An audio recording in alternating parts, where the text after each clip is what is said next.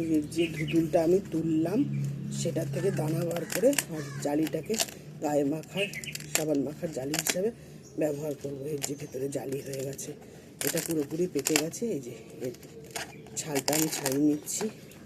পেঁপেটা তো হারভেস্ট করেছিলাম, দেখুন কীভাবে আঠা, আপনাদের সামনেই হারভেস্ট করলাম।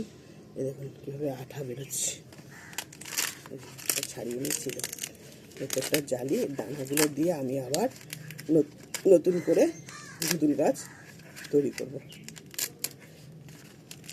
তাই এটা দেখাচ্ছি আপনাদের কীভাবে এটা ছাড়ায়।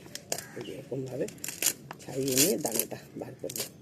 এই দেখেছেন, দোকানে এটা কিনতে পাওয়া যায়। গায়ে আমরা আগে ছোটোবেলায় এই রকম জিনিস দিয়েই জালি হিসাবে ব্যবহার, এখন তো নানা রকম জিনিস দোকানে কিনতে পাওয়া যায়, সেইগুলো দিয়ে আমরা প্লাস্টিকের আরও অন্যান্য কিছু দিয়ে তৈরি করা, সেইগুলো দিয়ে আমরা ব্যবহার করি। কিন্তু আগেকার দিনে আমরা এই জিনিস দিয়েই মানে মাখার জালি হিসেবে ব্যবহার করতে হবে। এই দেখুন বন্ধুরা, দানা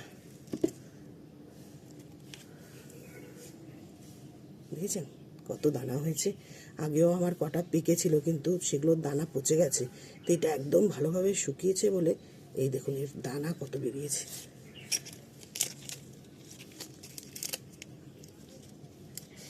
আরও বেরোবে, বেরোচ্ছে, অনেক দানা হচ্ছে। যদি আমি সারা বছর গাছ করতে পারবো।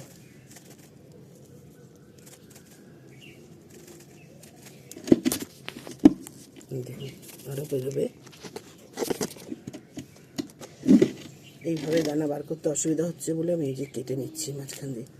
এটা কেটে নিলে এটা চওড়াও হয়ে যাবে, গায়ে মাখার জালি হিসাবে বড়ও হয়ে যাবে। এটা তো সরু হয়ে রয়েছে, সেটা চওড়া হয়ে যাবে। আর দানা দেখতে পাবেন কত যে দানা এখান থেকে বেরোবে।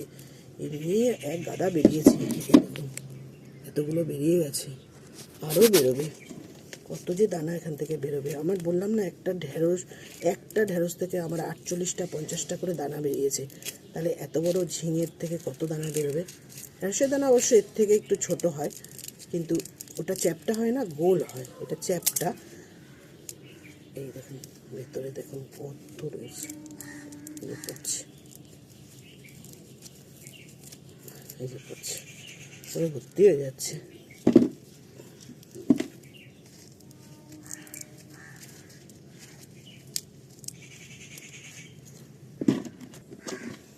দেখুন বন্ধুরা, একটা থেকে কত দানা বেরিয়েছে।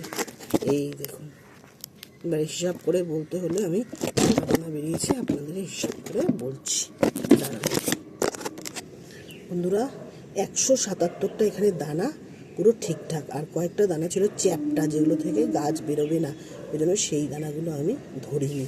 এই দেখুন 177টা দানা হচ্ছে এই একটা থেকে।